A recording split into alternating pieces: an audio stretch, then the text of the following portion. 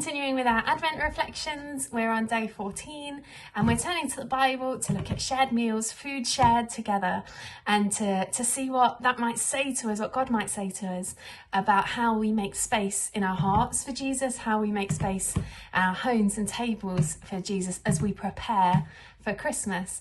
And today we're looking at 1 Samuel chapter 21 verses 1 to 9, and it is the story of David coming to the priest Ahimelech needing food. Now, I've been reading some Old Testament stories with my 6-year-old son, and I've become more and more aware how some of these characters in the Old Testament, some of their behaviours and things they do are often the behaviour that we try and help our kids not to do, encourage them not to do.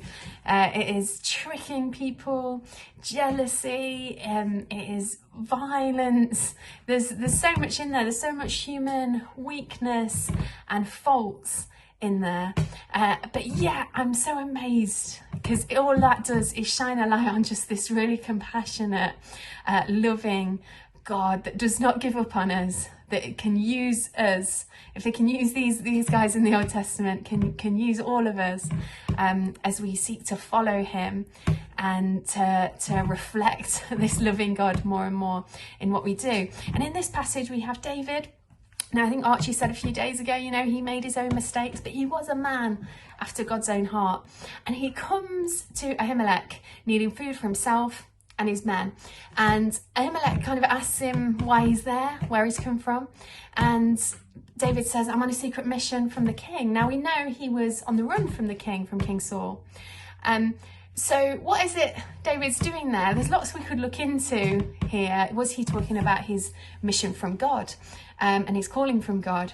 Did he trust Ahimelech, or was he trying to protect Ahimelech in not maybe telling him the full story? There's lots of things we could ask about David and his intentions, but actually I think the key thing for us today is Ahimelech and his role in this story, how he responds to David. And a man that knows Jewish law knows that he shouldn't give this bread to David under normal circumstances, but knows the heart of God, I think, and knows when he should use this law and when not.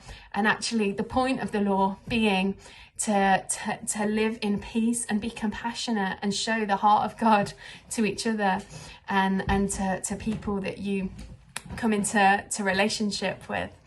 So this is a story of Ahimelech doing something maybe he shouldn't normally be said to do. And in verse 6, how does he respond when David asks him for the bread? So the priest gave him the consecrated breads, since there was no bread there except the bread of the presence that had been removed from before the Lord and replaced by hot bread on the day it was taken away. So he gives David the bread. This is bread that was only meant for the priests, but he gives that to David. And I think this is an act of compassion, an act of mercy to somebody that had come, that was hungry. You might know that Jesus refers to this story in Mark 2, when the Pharisees say to Jesus, how is it your disciples are collecting grain on the Sabbath? And Jesus refers to this story, how David was given bread, and then talks about how the Sabbath was made for man, not man for the Sabbath, and how he is the Lord of the Sabbath. That actually the law is meant to be here to help us do good, it's meant to help us.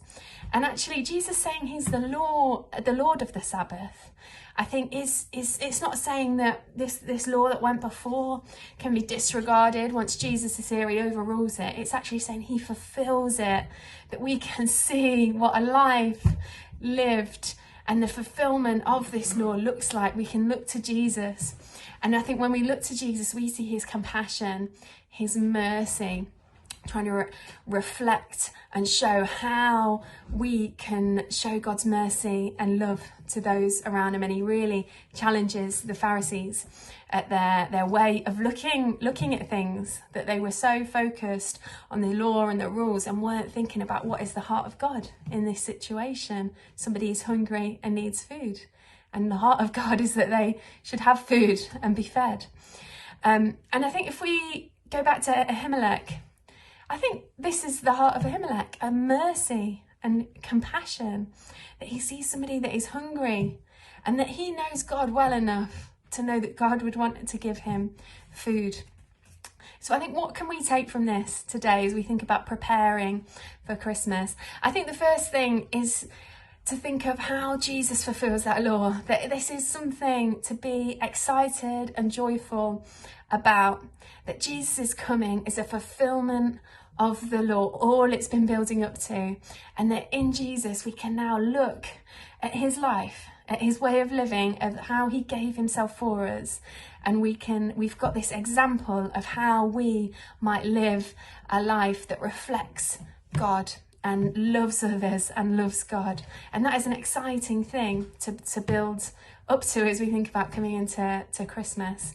And I think the other thing is that maybe in your time today, maybe just pray and ask God, show me where I want to be like Ahimelech, compassionate and merciful. Show me where I am like those Pharisees, where I kind of look at maybe what people are or are not doing and make my own judgments, rather than seeking the heart of God and being focused on mercy and compassion and not judgment of people's actions.